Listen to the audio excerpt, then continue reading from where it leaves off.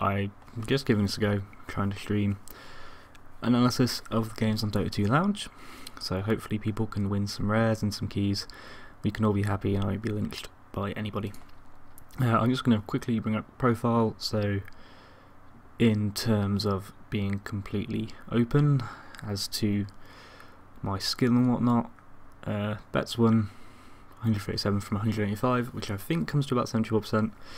This is recently, some losses, mostly wins I'd say, but it's just so you can actually see how I've been doing recently rather than me saying like, oh yeah, I'm great at Dota 2 Lounge and not showing any proof. Sure as hell picked a great day because there are so many games. Let's just refresh, get the latest odds. So first up is 5InQ versus MPV Phoenix in Korea Dota 2 League. Two things to note. First of all, MVP Phoenix is not to be confused with MVP Hot 6, who took part in the latest Next On sponsorship league. So just be careful about that, because I know some people got confused. The other thing is, if you haven't been keeping up with it, Demon is no longer part of MVP Phoenix. He's now in Team Dog for whatever reason. So with that in mind, 5InQ are kind of okay. I've seen them play quite a few times. They seem to struggle when they come up against a big team like Zephyr or MVP Phoenix in the past, things like Fomos. I think they've probably got a better chance than they're showing here. I know Purge has said some interesting things about MVP Phoenix, so you might want to be a little bit careful about this one. Just say I'm not going to specifically say bet these many keys on this game, because I think that's probably the wrong thing to do. I'd rather give people the information and see what they do with it.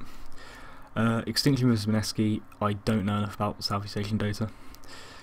Cleve versus Insane, this is your classic Russian Dota best of one, so be careful. Like, both these teams are not really tier 2, maybe not even tier 3, so basically go either way. You can have stand-ins, all that ridiculous garbage.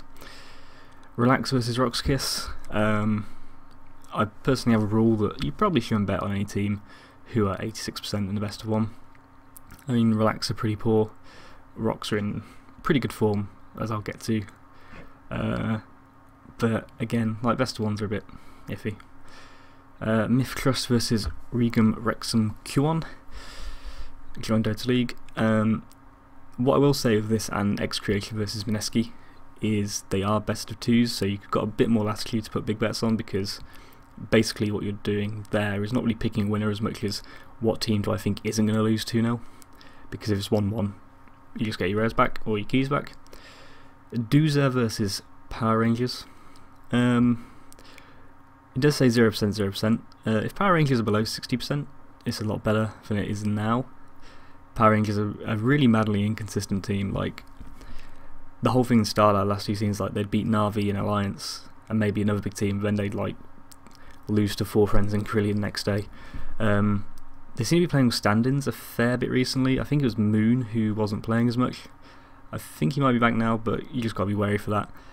I haven't seen much of Doozer recently actually, so I don't know how they are these days, but they were kind of always like, would occasionally get a big win. Not really that great though. More interesting games coming up. Na'Vi Liquid. Best of 3, I believe, for Dota 2 Champions League. Here it is. Liquid have looked a lot better recently, I think, because before the Christmas period they looked pretty horrible compared to their normal standard. Maybe it's just, you know, holidays in the way or something. Na'Vi and Na'Vi, they are always a little bit prone to, you know, maybe messing around a bit. You know, there's a whole theory that I like to go into losers bracket of things, so they're always a bit of a risky prospect. I wouldn't blame anybody for putting a small bet on Liquid. I certainly wouldn't throw 4 keys on them, but you know, Na'Vi are always, they always have that potential to kind of have a goof around a bit and maybe not do their best until it really matters. So just a bit of caution on that one, because it's very easy to just go, oh yeah, 4 keys on Na'Vi. Another thing to watch out for, which is always a factor, is who wins the server coin toss. If it's 2 games on NA, then Liquid's odds should boost up. Obviously, they don't do in-play or anything. Fnatic versus VP. Fnatic actually haven't looked that good recently, compared to the normal form, where they were just kind of dominating everybody, but just kind of losing the big games. Let's have a quick look. Yeah, like, you wouldn't normally expect them to, you know, the teams they've been recently, like Wild Witch Doctors, Next, and actually the win against Empire is actually quite impressive, given Empire's recent form. So this probably isn't really a justified 71-30, because Virtus Pro on the day can beat anybody, although they're not in great form, as you can see, either. Best of 2 this is as well, so again, it's joined Dota League. You can have a bit more latitude. If you think Virtus Pro are going to nick a game, it's certainly worth putting your bets there, because, you know, they only have to take 1 game out of 2. So, you know, possibly a value bet there on Virtus Pro. Depends what Fnatic turns up, because I think they're maybe a little bit burnt out. They've been playing a lot of games recently. So many more games. These are a bit iffy because they've all got 0%. Power Rangers versus Roxkiss. Roxkiss are actually in quite astounding form. I think they haven't lost a game since Solo came back. Throw out your 322 comments now if you want. And Power Rangers, again, they're quite inconsistent, and they haven't been at their best recently, I would say. It's actually really hard speaking this instead of writing it down, so sorry if this is a bit disjointed or something. I would be very hesitant to bet against Rox in any situation. I know TKO is the best of 1, but they have looked pretty good. Solo has kind of, you know, when you get a new player in, especially if it's someone that you've probably been after for a while, because I think they tried to pick him up before, and then kind of the Nexon Super Match, I think they kind of said, like, we don't really want him there.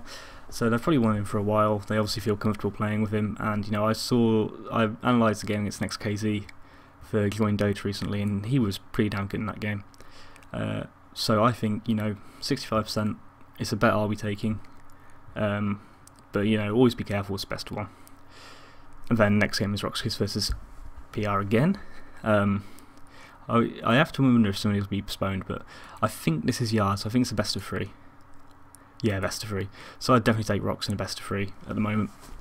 Again, they've just been in really good form. In fact, I'll try and bring it up. Yeah, they've won the last 8, and against, like, beating Sigma, Fnatic, Na'Vi, it's actually pretty impressive. I have to say, I didn't see where they picked up the one against Na'Vi. I was like in TKO.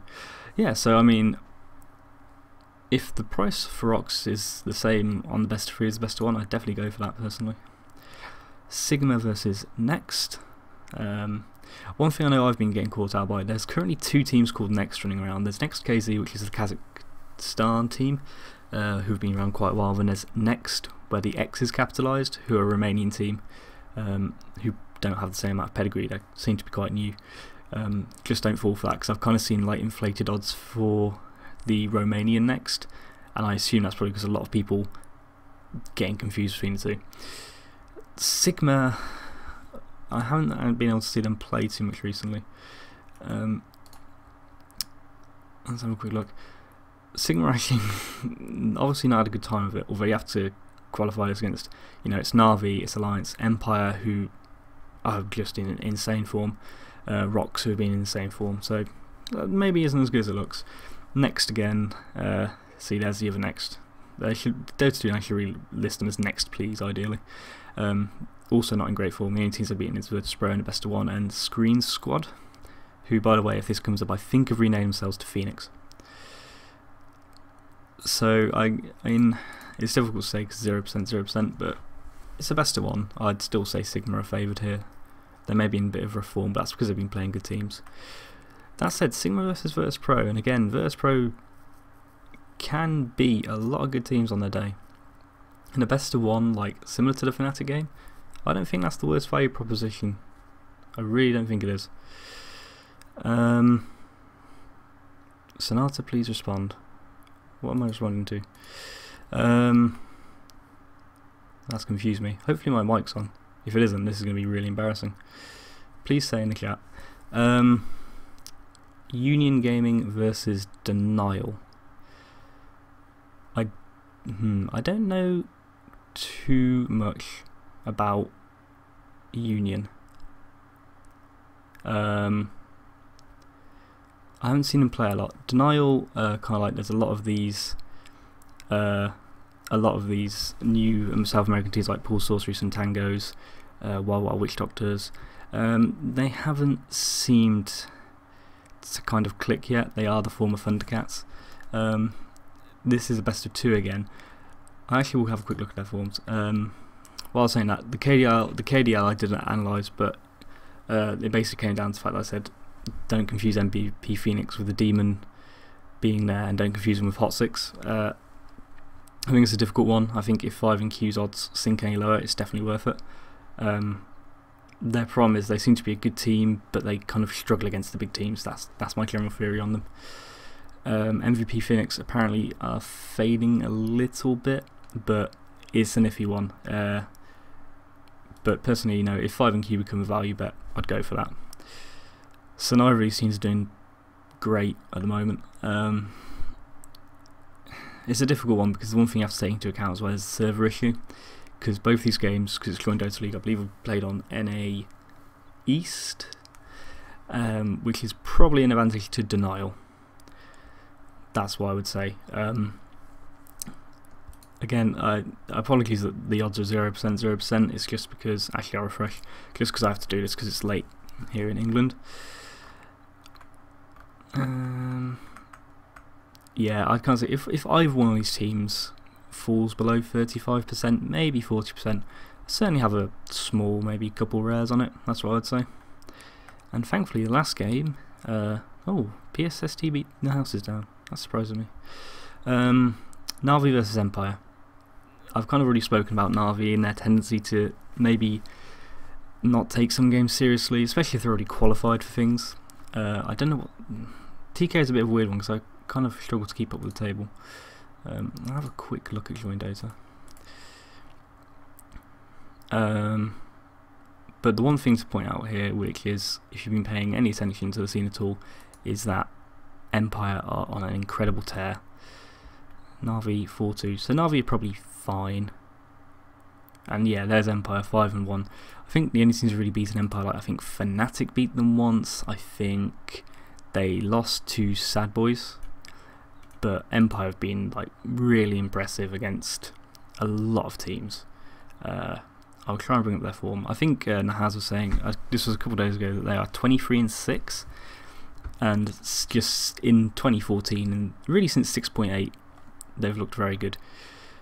They recently did beat, no that's not recent, they haven't actually played Na'Vi recently, which makes it a bit iffy, but you know, considering Empire's form and considering again that Na'Vi can mess around a bit when the stakes aren't there, I would not blame you for going for Empire. I might go for Empire myself. It depends where the odds settle around about here because it's still quite early on. But you know, at the moment, if Empire stay at 36%, I'd bet on them against pretty much anybody outside of DK maybe. So just keep an eye on that one because I think that really depends where the odds fall. That covers all the games. I think Pinnacle actually have a ton of games up. This is actually quite surprising. Anyone who saw I used to write analysis specifically on Pinnacle because they do real money betting. Unfortunately, one of the downsides of joining Dota League is that I wish they would do handicap betting. They say do this map 1, map 2 stuff, which means if a team wins 2-1, if you pick the wrong maps, you've kind of screwed yourself over. And try and look. So these don't really excite me too much. It's only if you think a team's going to win 2-0 confidently you can combine the two. Which I'm not too sure about any of these. They might add some up later. They can be a bit weird with what games they put up. Like one time they put up like, today they put up like Versus Pro versus Meet Your Makers, which is a weird game to put up. They have put MVP Phoenix versus 5 in Q. 5 in Q at 2.3 isn't the worst thing in the world actually. I worth a little bit of bet. I have no idea how to turn it into American odds because I have a feeling a lot of people watching might be in America. But yeah, I won't spend too much time on this because I know a lot of people don't bet on Pinnacle. I guess that